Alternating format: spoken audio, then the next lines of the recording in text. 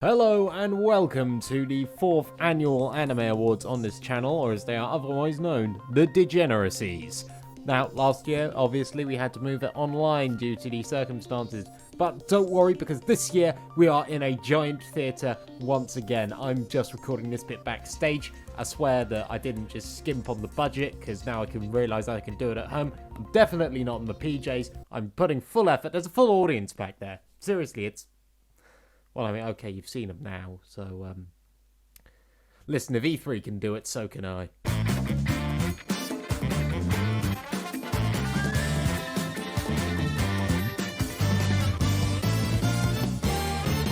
2021 hasn't been good for much, but the seasonal anime have been fire. It's been that perfect mix of everything being good, but nothing being so popular that it distracts from the other shows. Same rules as all the other times I've done this, 1 award per show, no awards for aspects of a show that have been seen in previous years. Why? Because I say so. I started writing this in June, and I have been reshuffling it down to the last minute.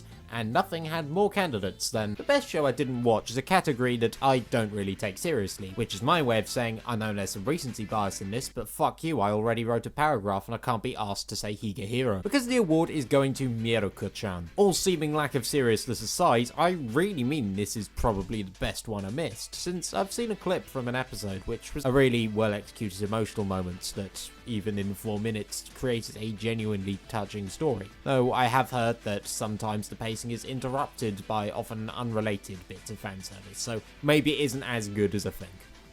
Maybe it's even better than that. Throughout the year, 2 shows were taking the top spots for the animation prize, Jujutsu Kaisen by MAPPA and Sunny Boy by Madhouse. So when the 2 collaborated to make Tact Op Destiny, I felt it was a sign from the heavens that God really wants my job to be a lot easier. The fight choreography can go mental, but is still visible in crystal clear definition, and all of this drenched in colour, so my inner 9-year-old doesn't get bored and wander off. I'm unsure whether to credit MAPPA or Madhouse more with this, but either way, this bodes very well for the future projects of all involved in the animation department of this show, and provided they can keep up that character design, yep, there's gonna be getcha for days. From one anime about music that may have stolen its award from Sunny Boy to another, I want to talk about Vivy, Fluorite Eye's Song, which was the first of Wit Studios' reasons for me to continue kissing their asses this year. As you've probably predicted, this is getting the Best Music Award, but not for the reason you'd think for an anime about a singer. Vivy's songs are okay, but it's no Nijigasaki if you catch my drift.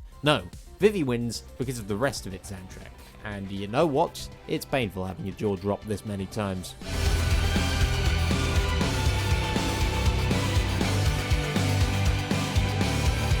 But it isn't just pure bombastic highs that carry the score, although frankly they could have anyway, because there's an underlying electronic tone throughout all of it, which isn't something I quite like, but it's balanced by classical instruments, which goes with the thematic elements of Vivy's character.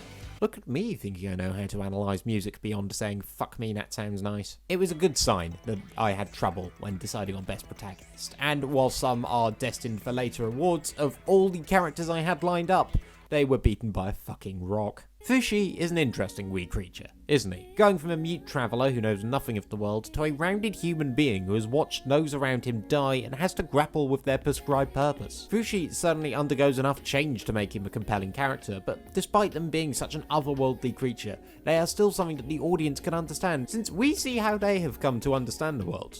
Not too bad for an anime version of The Thing. If any of you have been keeping up with me over the past year, this next award is going to be a little self-explanatory. If I tell you that it's the best episode of an underwhelming show, I want you to guess what I'm going to talk about. Wonder Egg Priority was a show that was many things, and ambitious was certainly chief among them, and those ambitions came at the expense of curtailing the characters' arcs, and every other arc for that matter. But there were 2 characters who I liked. The main character was one of them, and they were actually a pretty big contender for the last award, but the other was one I actually fucking hated at the beginning, that being Rika. But episode 7 changed all that for me, as instead of just having the formula of I go into world, I defeat thing, I fuck off while hearing something inspirational, there's actually doubts planted in her head. Throughout the episode she actually changes, but in a natural way that took Rika from e-girl to well-rounded character. If all you had were the first 2 episodes and then this one, then Wonder Egg Priority would not leave such a sour taste in my mouth. Then again, maybe it wouldn't leave a sour taste in my mouth if I didn't eat chilies by a handful while watching the finale. But listen, that content wasn't going to make itself. And now for the new excuse to pad the runtime. Sorry, the new category. We have the best unwatched anime. This is a show that no one seemed to be talking about, and I wish more people were. While it's been a while since I've watched it, I really enjoyed my time with Nighthead 2041. There was an interesting premise. There was animation that didn't actually look too bad. This is pretty nice as far as fully CG anime go, and a soundtrack that I wished was available to find somewhere.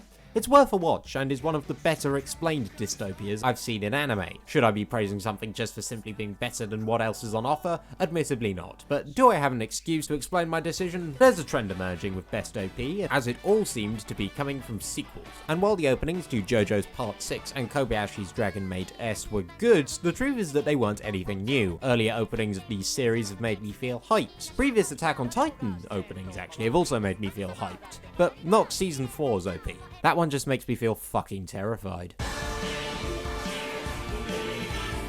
It bodes well for 2021 when the opening of the year is the first opening I watched in that year. But my goodness, this is an OP that indicates shit's about to go down. You don't even need the characters to set the stakes, just the looming war machine of the Malian and Eldian armies preparing to fuck each other over. If I had one complaint with this, it's that they didn't use the full version of the song. Not only because the cover art depicts Gabby remembering, no Eldian, but also because of the straight up chilling third verse.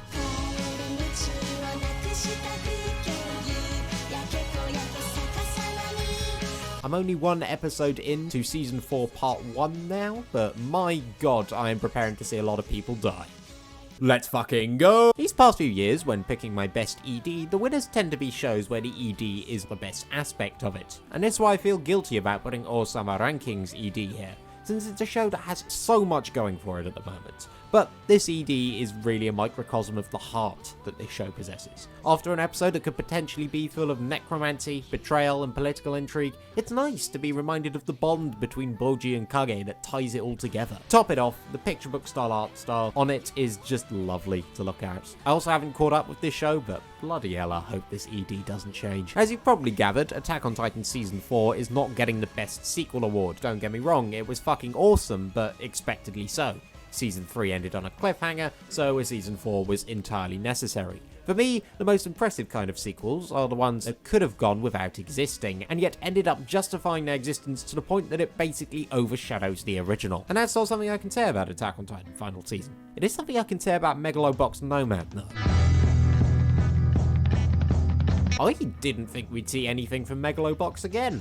I was expecting to hate Nomad, but the fact it put some distance between the events of the first season and its own were appreciated, since in that time everyone's become fucking miserable, but not in the way where they have to rub it in, like a certain other Part 2 I can think of. Not naming any names. Things still feel earned, and it actually gets you rooting for the characters when they start to rebuild things a step at the time, while still having room for all that Megalobox style and action. And the best part, it just keeps getting better as it goes on. Yes, I like the latter 6 episodes more than the first 6. Fucking cry about it. I didn't end up finishing Jahi-sama. Probably should have. I think my wife did another song for it. But by the time I was considering to watch the rest of Jahi-sama, I caught wind of another comedy that even my non-weeb friends were raving about. And I dare say it was actually pretty funny. Gokushufudo has a solid premise, but continues building every punchline while still making things unpredictable. And there's more than one punchline per sketch. The way that it literally adapts the manga page for page means that it doesn't lose that critical pacing that keeps it so funny. Also, it's not just me who finds it weird that all the best Yakuza anime of recent have been comedies. Best drama is also one that I didn't get into until the end of its respective season. Thus, this is the first time I'm going to be talking about it. When I tell you what it is, one thing will be for certain. I'm very susceptible to peer pressure.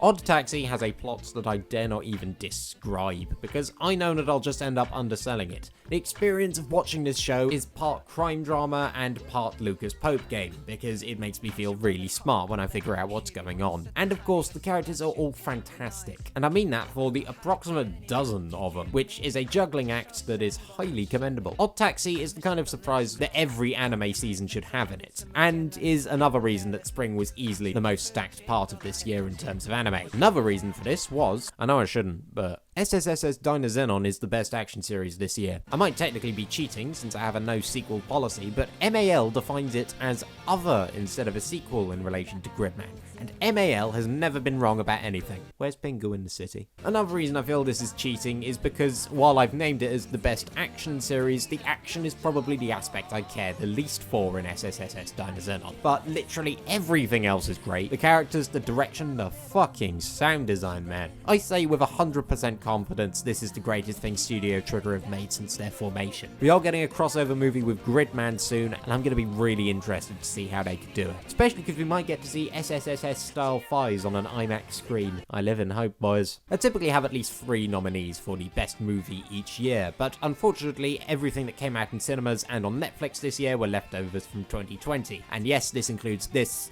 and this, and so there was only one release this year I caught up with. And well, hey, Hikaru Utada was already content IDing this video. It's over. Evangelion is over. Again. I feel at some point in 2011, Studio Kara decided if this is going to be the last Evangelion, then this needs to be the most Evangelion anything has ever been. Since they decided they needed to go out with a bang, they pulled out all the surprises. Yes, the writing and action do feel like schizophrenic rambling by the end, but it's an insightful kind of schizo rambling that only Evangelion can pull off. And also, this batshit craziness only becomes a presence after giving every character a satisfying arc, which is something I don't think I've seen in any of the Evangelion adaptations. This isn't to say the characters are bad, I'm just saying you don't really see them come to the end of an arc with the exception of maybe Shinji. It's weird seeing it all end, and I'm glad they've decided to end it for good on such a high note. That is until Netflix decide to fund a fucking reboot series that'll leave all of us disappointed. Now, I like me an original anime. Some of my previous anime of the year have been concepts that either aren't seen or rarely seen in anime. But what I value is not quality of concepts, but quality of anime. And as a broken clock is right twice a day, even a seemingly broken genre can produce something amazing.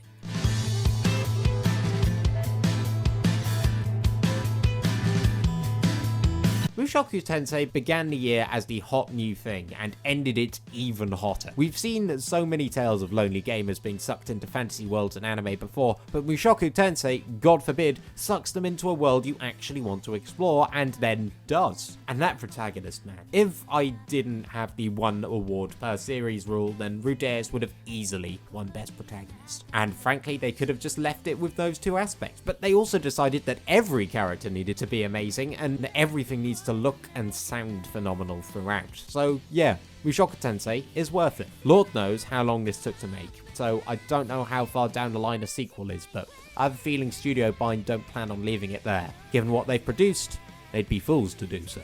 Best Girl. It's Komi. I'm not going to waste your time here. A few years ago, I said that Nanako from Senryu Shoujo may nullify the need for a Komi-san adaptation. Evidently, I underestimated her a bit because, yep, she's pure. Yep, she makes life worth living. Yep, she will never be real. Oh yay, I'm getting that feeling again. How fantastic. I want Komi to be happy. Komi wants us to be happy. I want you to be happy, so go watch Komi-san. I'm actually not that invested in how happy you are. Go watch Komi-san anyway. I don't care if you've already watched Komi-san. Watch it again. Komi heals my clots, destroys the thoughts, and I love her fucking lots. You know what? For all the Komi profile pictures and people who were screeching that the manga needed an adaptation, I think they might have actually been right, you know.